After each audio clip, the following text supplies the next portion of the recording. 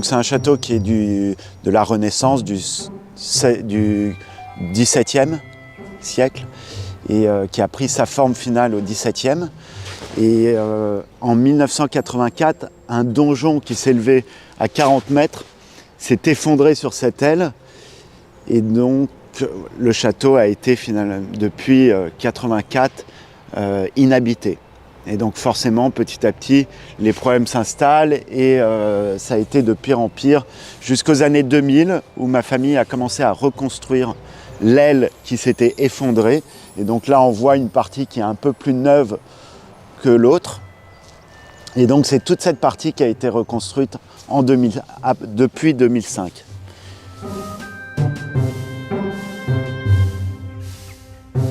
Aujourd'hui, on est toujours dans la restauration de ce bâtiment puisqu'il y a encore des choses à faire.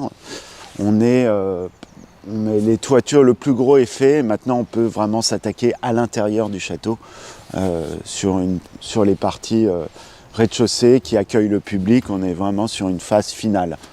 Donc on peut déjà faire rentrer le public et donc c'est ce qu'on fait depuis un an, on accueille, on parle de nos travaux, on fait des visites guidées à l'intérieur du château.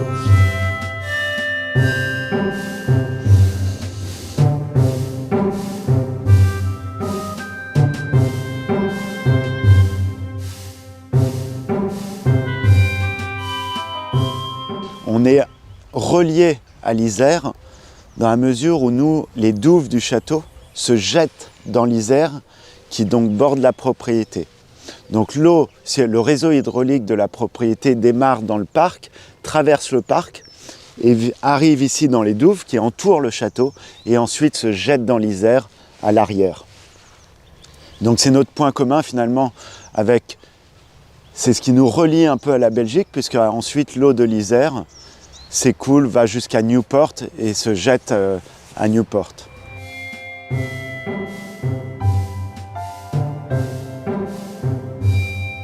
Le jardin à compartiments, c'est ce beau jardin à la flamande, qui est donc un jardin historique qui date du XVIIe siècle. Il a été créé, il a été réalisé en 1620, et il est donc composé de chambres, comme un jardin Renaissance, à la flamande, et à l'époque il était cultivé partout, c'était un jardin nourricier. C'est le jardin le plus ancien de France subsistant, c'est-à-dire qu'il a gardé la même superficie, la même architecture depuis sa création. C'est ce qu'on voit sur la gravure qui date du XVIIe de Sandérus.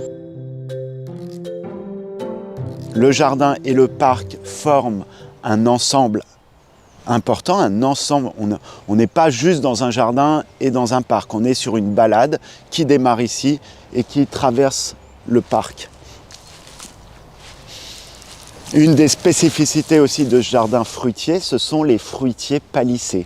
Donc cette méthode, cette technique qui sert à donner des formes aux fruitiers, donc ce sont finalement des fruitiers formés par la main de l'homme, contraints par la main de l'homme, pour leur donner une forme. Là, ce sont des cordons horizontaux, par exemple, à 3 niveaux, à 3 étages.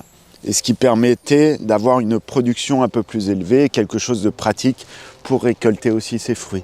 On n'avait pas besoin d'échelle, on pouvait les récolter de façon très facile.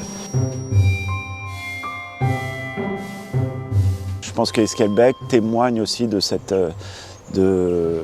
d'un art de vivre qui date vraiment d'une autre époque. C'est ce qu'on essaye de retrouver ici. C'est un monde à part, Esquelbecq, donc je pense que les gens oublient leurs problèmes en venant se balader dans le jardin et dans le parc et découvrent voient la nature de plus près.